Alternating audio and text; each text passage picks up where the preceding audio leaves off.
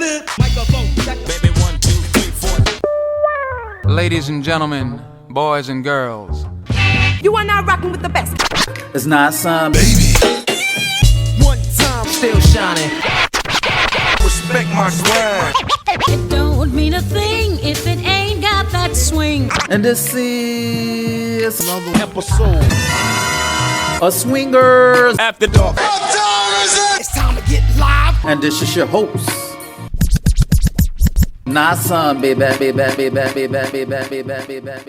go, champ. Microphone check 1 2 1 2. This is your host, not son, baby, and this is another episode of Swingers After Dark, and I'm with Lady Linni. Bet you can't say that 10 times fast. Ow! And she comes from the Cactus State. Correct. The Cactus State, also known as Arizona, and she's from the Phoenix area, right? In the city. Yes. In the city, you know, shout out to the Phoenix Suns. You know, I always love the Suns teams. Back to the Tom Chambers days and all the way now to the Chris Paul and the Devin Booker days. Damn shame they couldn't beat the Bucks, but I had them winning because I knew Phoenix was a special team, the Phoenix Suns. But anywho, I just want to know, like, I'm based on the East Coast. So I know of the BDSM, let me get that right, BDSM scene along the Eastern Seaboard. I know about from New York, Chicago, you know, Baltimore, Philly, Indianapolis, Detroit, you know, places east of the Mississippi. But west of the Mississippi, you really don't think about like swinging and BDSM. It seems like all the quote unquote progressiveness is out east. So how is the BDSM scene? And well, first of all, we gonna get to that second. We want to get down to the nitty gritty. Tell me and my listeners about yourself, Lady Linni. First of all, where did you get Linni from?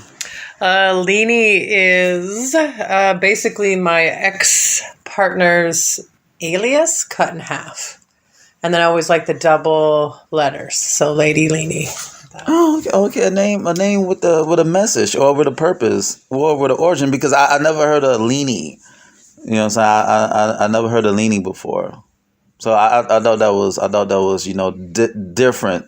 But how did you get into BDSM? Actually, I used to be a driver for a lot of working girls, and they had talked to me about being a dominatrix. So I just had some complications at a 9 to 5, and so I just dove head first into sex work.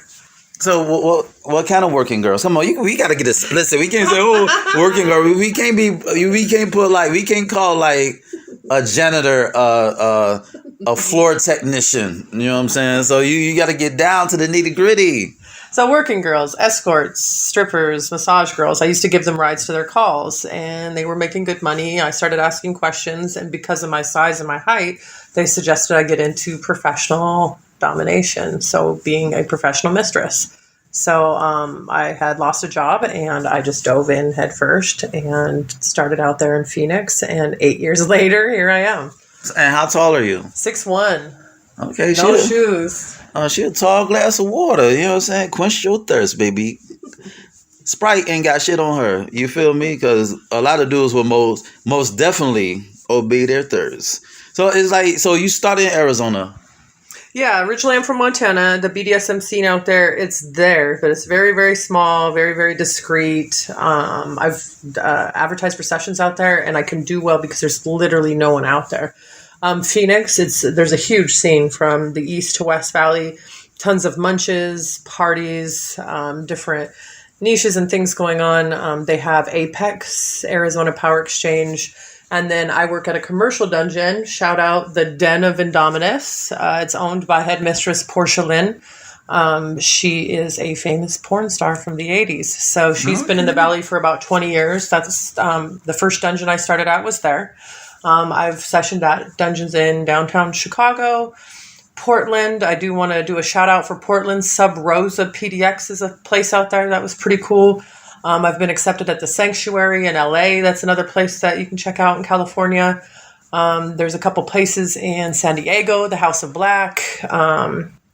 the Midnight Manor.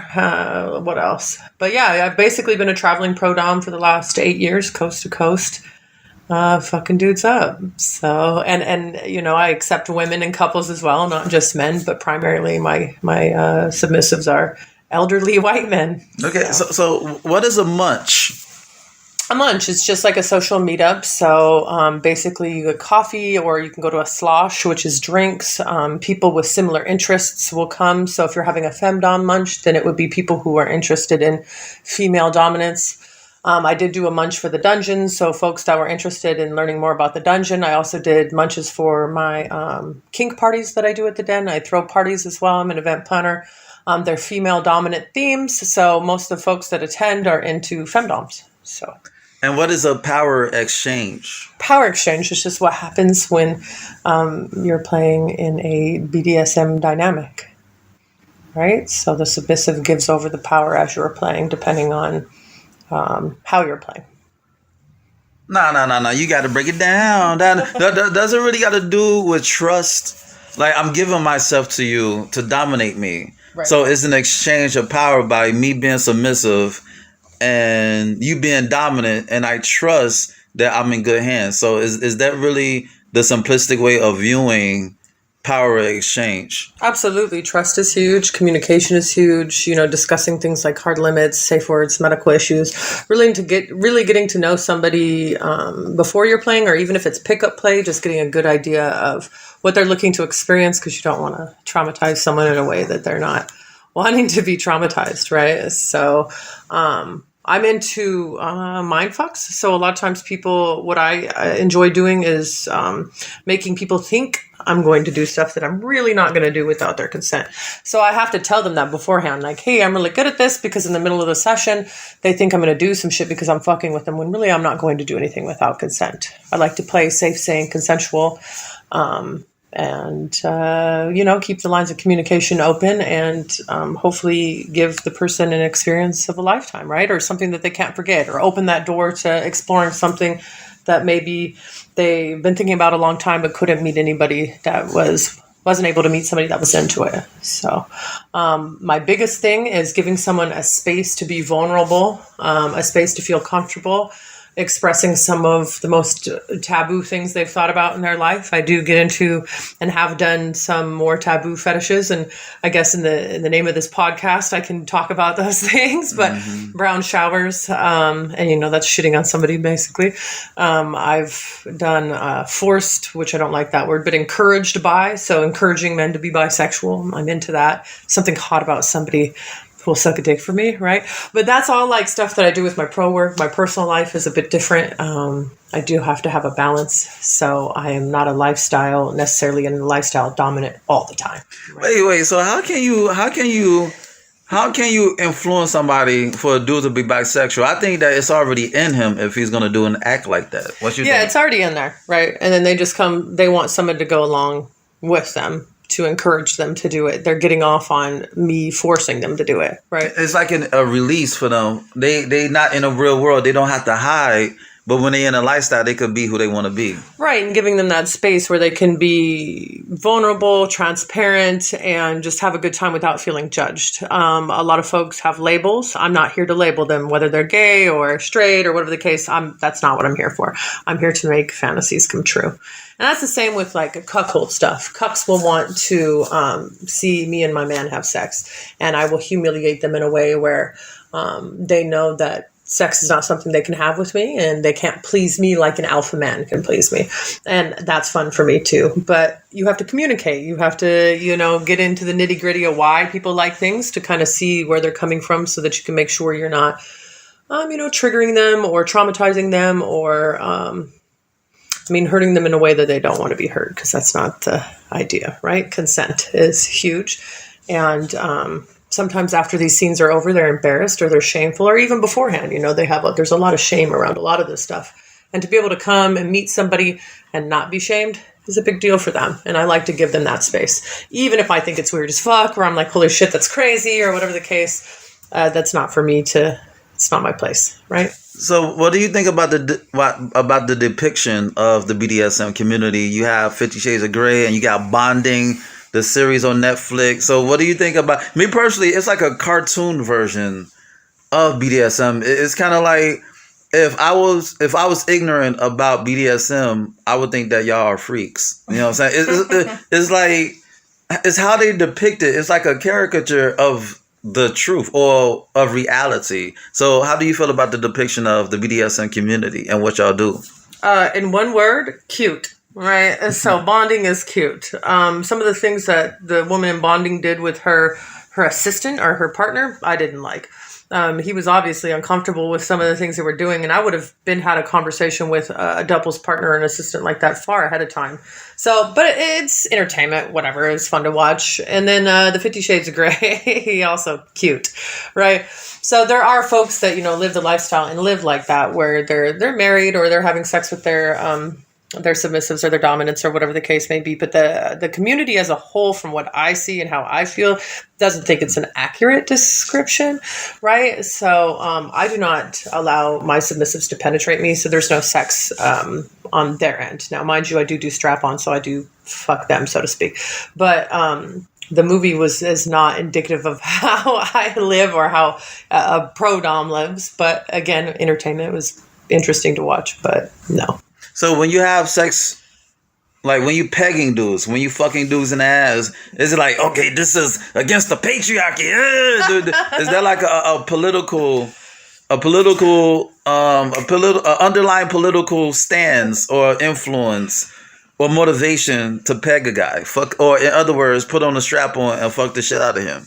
So no, there's no, for me, there's no underlying political message. However, I fuck my submissives how I like to get fucked, right? So like, take this dick. I'm very aggressive, very dominant, very alpha in that sense. However, I know that I don't like when somebody goes hard right off top, right? So, a good warm up for any scene, including strap on, is important. I get a lot of people who are like, oh, I'm a slut and I want you to do this, that, and the other. And then you go to do the shit and they've never done it. And then you traumatize them because you thought that they were actually slutty when that was just a fantasy for them.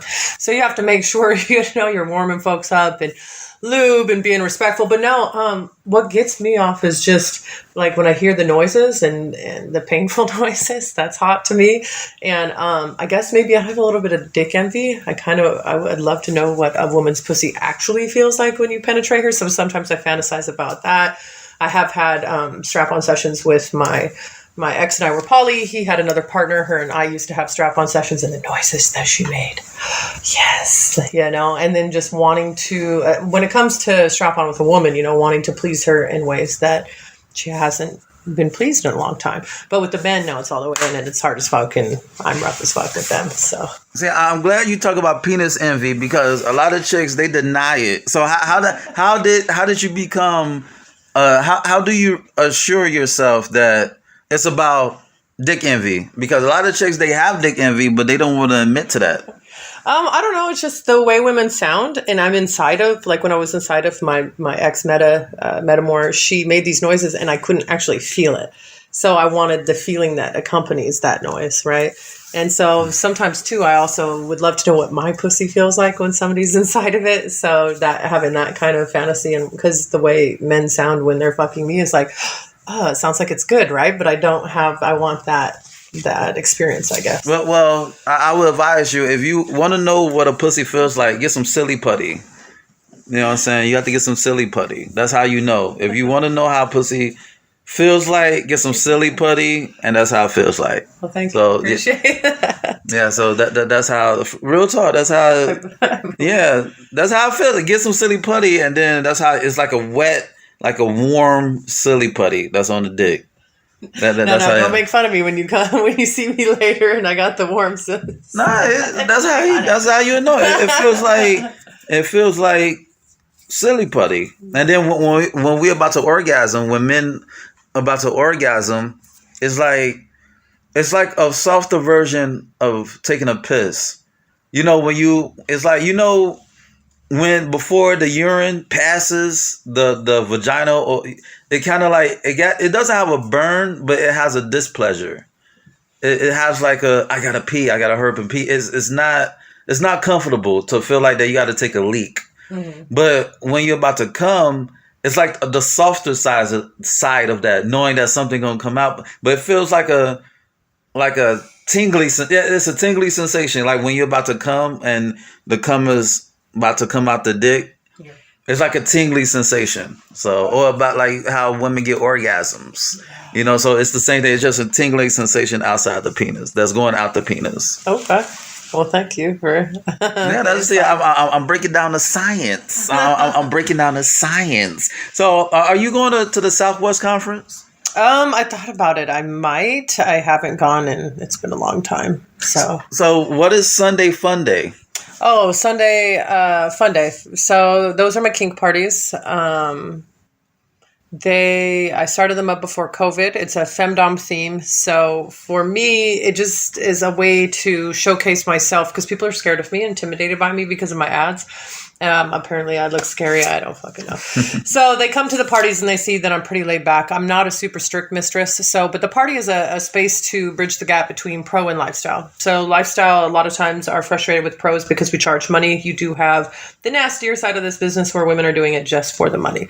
And I said this in my class that I presented at Fuckation, that if you are going to sell your soul and do it just for the money, it's going to be pretty miserable because there's a lot of weird shit that people want to do. And if you're doing weird shit that you don't like that's not fun, right? So I just, the den allows me to have the parties there on Sunday, and I invite the community to come out and celebrate the female dominance of Arizona, whether they're whether they're pro and they're charging for sessions or they're not. I want to bring them all together and also to show them that there are creative, passionate pros that may be doing it for the money, but they're not just there for the money. So when you say pro, is it the word I think you're saying? Is it the short version of the word that I think you're saying? Professional, yeah. Professional dominatrix. Okay, I wasn't thinking about that, but you get the point. Yeah. Okay. So when you say like paid, I want people to not have this.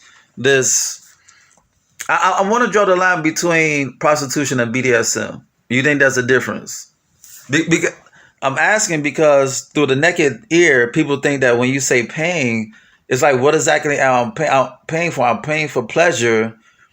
You know, it's a payment for pleasure. So talk about the difference between BDSM and prostitution, because when you say pro, I'm thinking prostitution and not professional. Right. So you have sex work, and under that umbrella, there's a lot of different niches. So you have professional dominatrixes, you have escorts, you have strippers, you have cam girls, you have massage parlor women, right? So the difference between prostitution and let's say an escort and a pro dom, an escort is allowing her clients, most of them are allowing their clients to have sex with them, so to penetrate them, right? Pro doms typically don't allow their clients to penetrate them, even if they are penetrating their clients. So I think that's the main difference, is the penetration part. But you have fetish-friendly escorts, right? So you have fetish-friendly escorts who are doing offering fetishes with their clients and also offering full service, which is sex. There's pro doms that also offer full service with their sessions. As a sex worker and running your own business and being independent, you do whatever the fuck you want, right? So I don't judge people. I don't believe in a whore hierarchy. I don't believe you are a better or more quality sex worker if you're not allowing, I don't let them have sex with me. That doesn't make me better. We're all hookers in the eyes, all prostitutes in the eyes of society, right? So we're all stigmatized. So when people put other working girls down, even streetwalkers down because of how they operate their business or what they choose to do with their pussy, I find that mad crazy and disrespectful. So, but that would be the difference between the So would you give out a happy ending during your BDSM sessions? So a lot of, my submissive clients do want to get off. They have to work for that, right? And I'm not touching it. So if, I guess it's not for me personally, and I can only speak for myself. Everybody does things differently, but there is a reward, right? Like if you're a good submissive or you've done what I've asked you to in the way that I've liked, then I may allow you to have a release. But how you have the release is up to me. So one of my rules is you don't get to touch me, you don't get to touch yourself, and you don't get to get off without permission.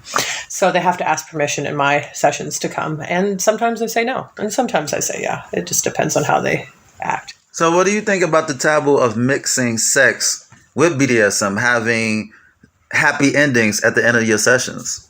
It's all individual based. Do what you want. Do what makes you happy, as long as it's safe, sane, and consensual, and you are not feeling or feeling some type of way afterwards, or not feeling good with it. Then the sky's the limit. I'm not really here to tell people how to conduct themselves, just as long as there's consent. And, there are some areas of BDSM that are a gray area that are illegal. Escorting or prostitution is illegal. So just being aware of that if you do decide to get into sex work. Huge stigma. People have their opinions, sometimes hurtful. And we, as far as the law goes, they don't give a shit about us. So if they're coming and you've been set up on a sting, so to speak, they're not going to be, it doesn't matter how nice you are, it doesn't matter how much consent you've gotten or how classy or professional you are. Some of the stuff we're doing, like strap-on, for instance, me doing a strap-on session for money is considered prostitution because I am penetrating somebody, right? So just being aware of that. But yeah, as far as how you mesh things or how you do things, it's up to that individual. So you have a do what they wilt mentality, as above, so below, and anarchist. Do you consider yourself an anarchist when it comes to etiquette? Because in a swing lifestyle, it's like, oh, this is not swinging. This is not real swinging. You're not supposed to do this. You're not supposed to do that. Because a lot of people in the swinger lifestyle, they think that there needs to be a code of conduct, a universal etiquette, so it wouldn't be a free-for-all. So it could be a universal language of the culture. It's like every culture got their code of conduct and etiquette of what they do and what they not do. So what do you think about when people say that, we should do whatever we want, and people may say, well, you're not real. It's like there's rules and regulations in the swing lifestyle. So how you think about that adversely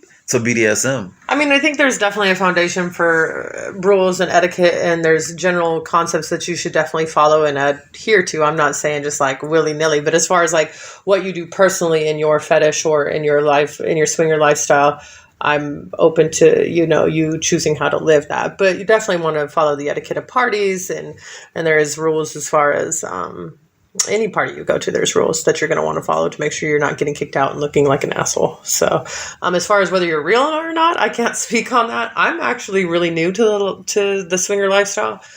So this is my first vacation where we're at right now, and I'm just kind of feeling it out. And but I am very aware that there's rules and etiquette to it. But as far as whether I'm real or not, because I follow them, I can't really speak too much on the real part. But following the rules is important if you want to be respectful and remain at the event. So what do you think about the commercialization of BDSM? You have people vanilla want to try it. You got swingers who want to try it.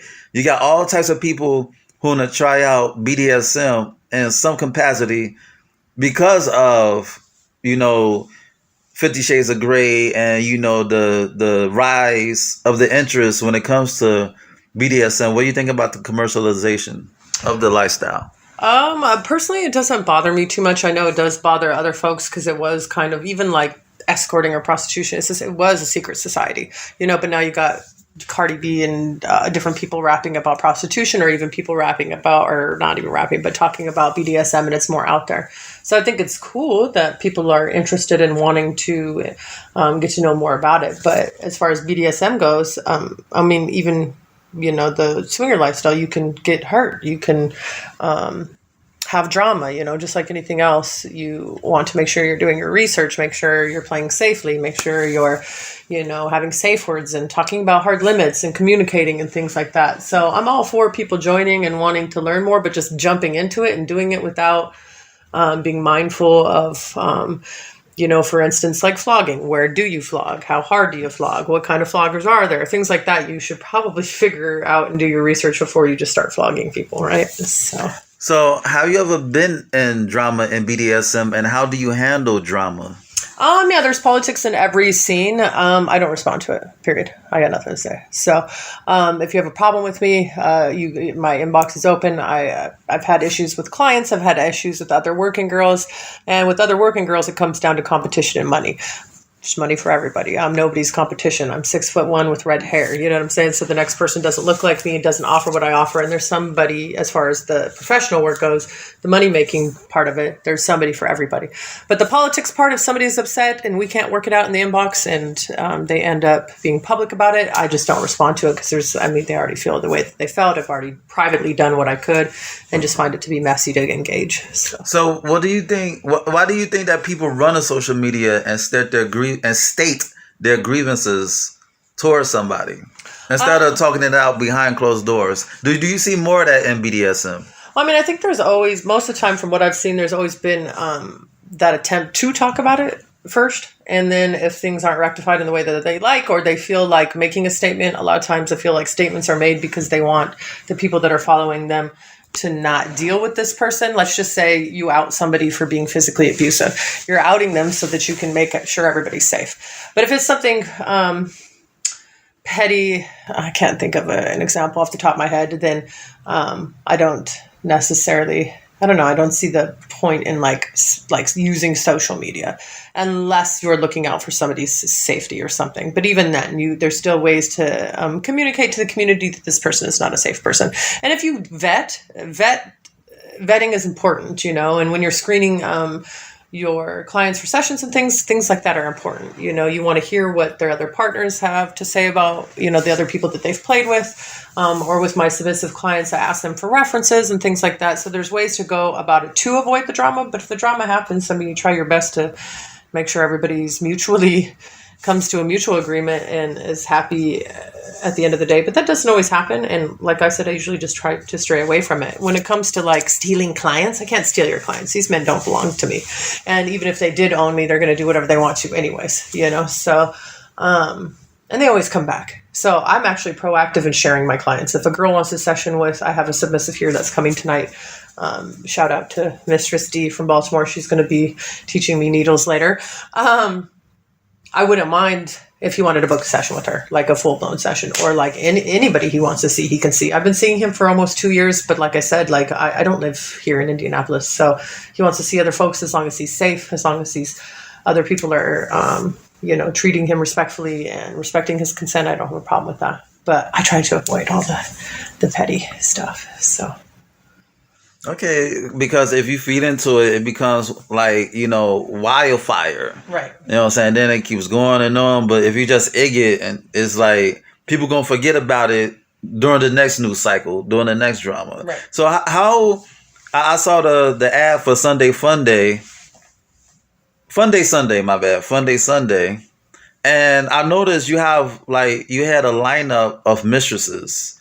And break down, what does it mean to be a femdom, a femdominant? What is a femdom? For me, I can only speak for myself, but being a female dominant just means that I guess when I first started, asking for what I want and getting it was empowering to me. So just bringing women together so that we can feel empowered and, being celebrated.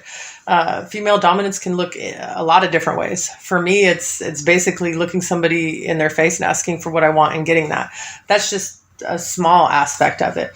But having somebody trust to hand over, that power exchange, to hand over that power and trust that they're going to leave in one piece, trust that you will respect when they say no, or read their body language and see that you might be doing too much and stop. But the whole party, it's Sunday, Femdom Fun Day. The whole party is basically to celebrate the female dominant.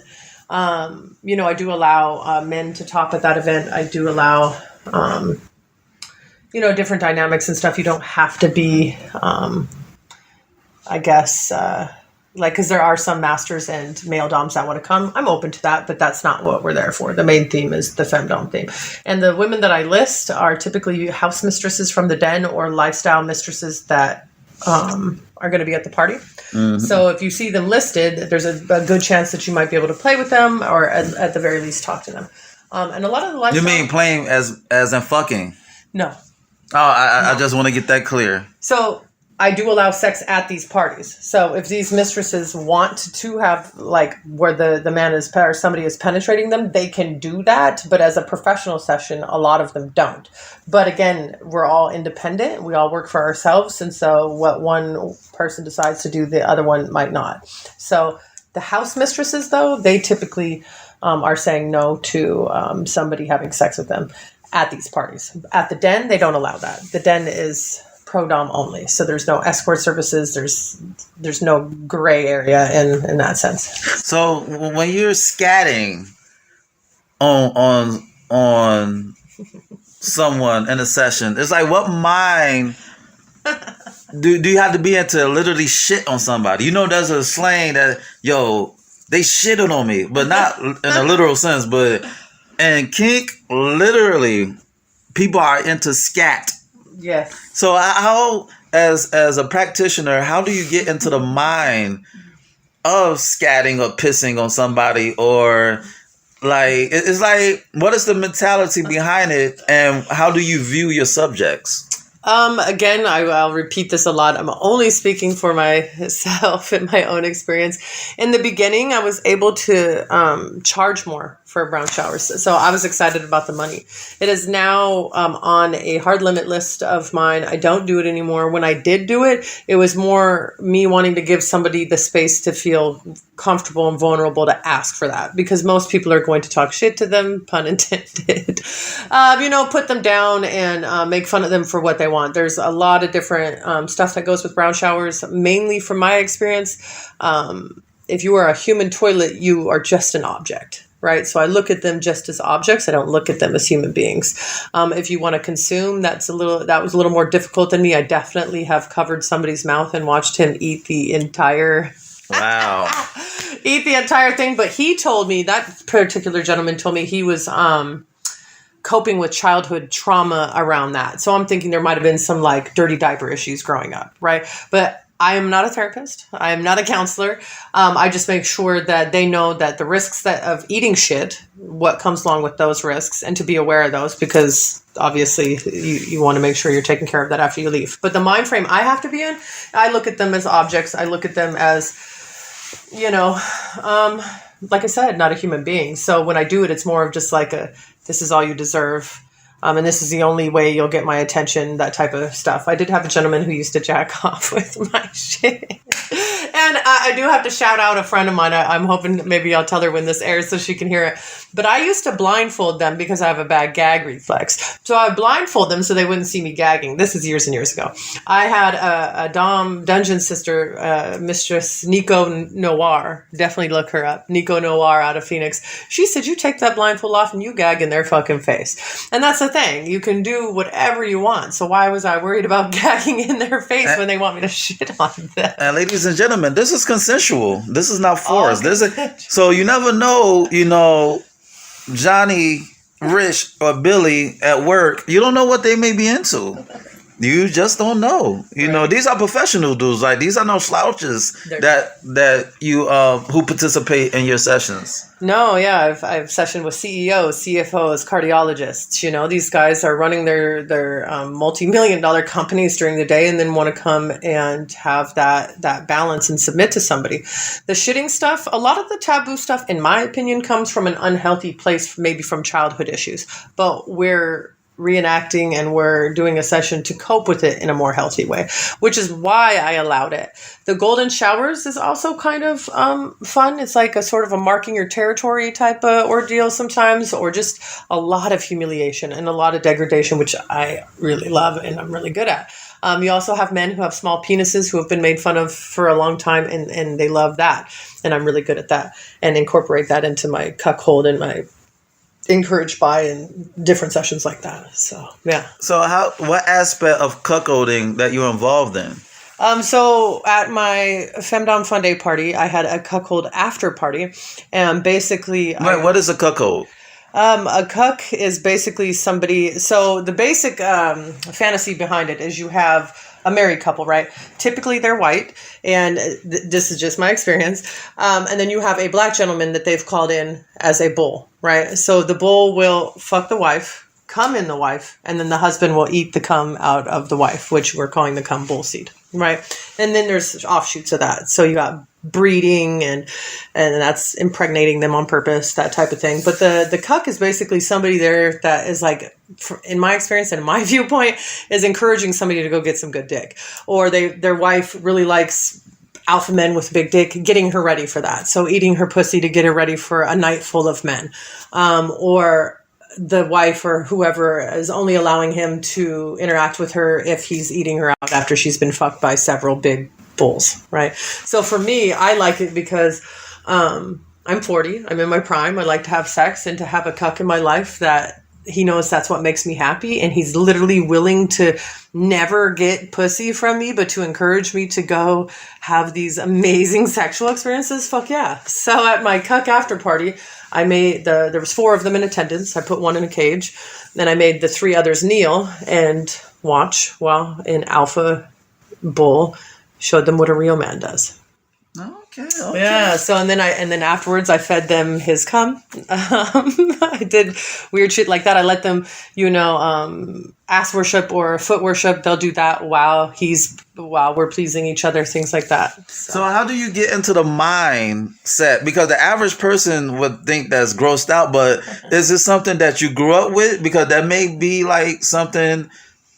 That may be a trigger as well, like a childhood trigger. Right. But is this something that stuck with you while you grew up, or is just something it was like, okay, I'm interested in this and it's just a job. Just like if you walk in RN, you're not going to be grossed out by cleaning up somebody's shit as opposed to somebody like me. Right. So is it something you grew up with, or is it just something, well, it is what it is?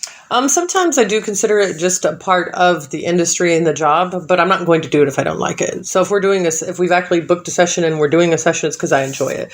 And with these cucks, I do talk about triggers and things before we get started. But growing up, I grew up in the suburbs of Montana, so I was very sheltered. There wasn't, all we did was really, there wasn't much to do for teenagers, So when I got to college, I explored a little bit more, but really it was like when I jumped into, I was always, I've always enjoyed having sex and had, fun with partners all through my 20s and 30s and even now. But I always in my personal life preferred alpha dominant men. So being able to incorporate them into the sessions has been fun. My ex, he literally kind of just wanted to do it for the money and priced us out of sessions. So one day I was like, why are you so expensive? Like, do you not want to do this? And he was like, not really. So we cut it off. But the gentleman I have now, he talks shit to the cucks with me, and playing with him is fun. It's comfortable.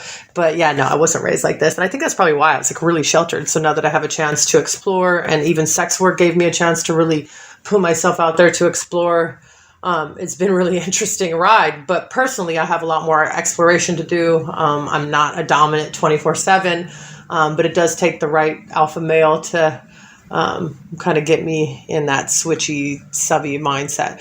But I had my ex, I was with him for all of my 30s, and he was not really, we were poly, but we did not do swingers events, BDSM events. And now that I'm not with him anymore, I have a lot more, and that's why I left. Part of the reason why I left. So I have a lot more space to go and do things. And so now that I'm in my 40s, I'm trying to live my best life and check out these events, and shout out to the House of Wonderland for inviting me out to present on how to be a pro dom. But yeah, no, I was super sheltered growing up, and that's probably what led to it. So what is sex worker in BDSM terminology? Because when people think of sex work, they think of pay to play. Yes, that's it. So yeah, so break it down. Why sex worker shouldn't have a negative connotation? Basically we're monetizing our sexuality, you know what I mean? So, and there's something empowering about that, right? So we have, my entire 20s, I had sex that really wasn't that satisfying, so there are women that do get into sex work for various different reasons. They have bills to pay, and it may look like it's easy and fast money. It can be fast money, but it's not easy. You know what I mean? A lot of people talk about escorts just laying on their back for a couple of dollars. That's just not how it works. We're running our whole entire business. And I think when people see that women are taking, kind of owning those words like slut and cunt and bitch and taking those and flipping them on and doing things in a positive way, it might make them nervous. You know what I'm saying? Because when you monetize your sexuality, you're putting yourself in a position to make more money than you could probably make at a lot of jobs, unless you really, are working somewhere for a long time. Like my brother is doing really well, but it took him 20 years to get there, right? And some people don't want to have to go that route, or are not interested in a vanilla career, and that's okay too. I had a vanilla career for 15 years, and my 2-week paycheck was a good day in the business. You know what I mean? So there's something exciting about the amount of money you can do and the things that you can do with the money, investing and opening your own businesses and really getting somewhere, or I guess really just realizing your dreams and not having to live life a certain way. But vanilla work is just as rewarding. You know what I mean? I'm not saying that the 9-to-5 isn't legit. I did it. But monetizing your sexuality when you haven't had the best experiences, or like me, I wasn't even getting pleased, just fuck it. You want something from me? Well, then let's talk about it. See if I'm on the same page and let me tell you how much. Baby. So what's empowering about BDSM and sex when it comes to femininity? I don't know. The way men and even some women act around me, the response I get by how my size and when I ask for things, and they're so willing to do them for me. But they also know, I'm respecting them and appreciate them. And I don't know. I just think the reaction itself, or people just wanting to make my life easier just because. So that's a huge turn on and super empowering. Or having people that, because I don't allow submissives to be in my life unless they're taken care of. If they're not worried about the roof over my head, clothes on my back, or food in my stomach, I don't want them in my life. I really don't want anybody in my life that's not concerned about that.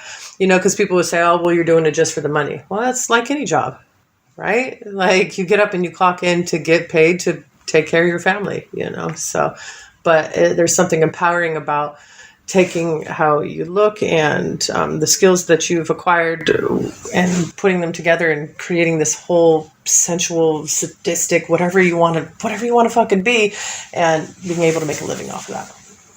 And please clarify the phrase that BDSM is who you are and not what you do. What you do is a kink, but BDSM, who you are as a person. Is that correct? Yeah, I believe so. I mean, it's a lifestyle for a lot of folks. And for me, even if I'm not 24/7 dominant, I'm still kinky 24/7. I'm still into the weird shit 24/7. So it's definitely, like you said, you've got let's say somebody books a strap on. That's what you do, not who you are, right? But the lifestyle itself is who you are for sure. I agree with that. So give people the information where they can reach you, Lady Linni. Thank you. And all your endeavors. I am currently home full-time. I have quietly stopped touring full-time. I did tour a lot. I still will visit cities, but I'm currently home and available for sessions in Phoenix, Arizona. I do session at the Den of Indominus. What else? I throw kink parties. I'll be doing one probably in December. I'm also going to be doing some more cuckold party stuff. I do offer consultations. If you're looking to get into sex work, contact me and we can get you started. Please do not jump into sex work without doing some type of research. Please do not jump into it without understanding that, there is a gray area, legally speaking, and a lot of stigma that comes along with it. What else? But yeah, I'm based out of Phoenix, Arizona. Been in the business 8 years. I've been having a great time at Fuckation. I definitely suggest you guys come check Fuckation out.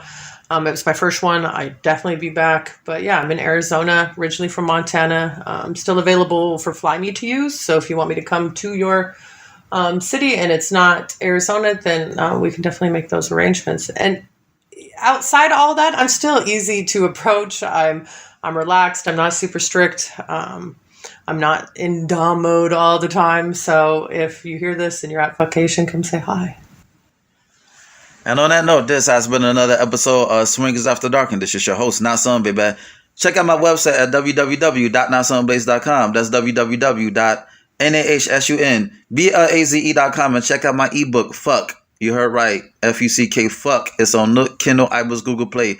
Go get it. Shoot me an email at swingpodcast@gmail.com. That's swingpodcast@gmail.com. It met with any questions or concerns that you may have. Google me if you want to find all my social media. Lady, Lady, Linni, Linni. I'm all over the internet. And on that note, until next time, peace.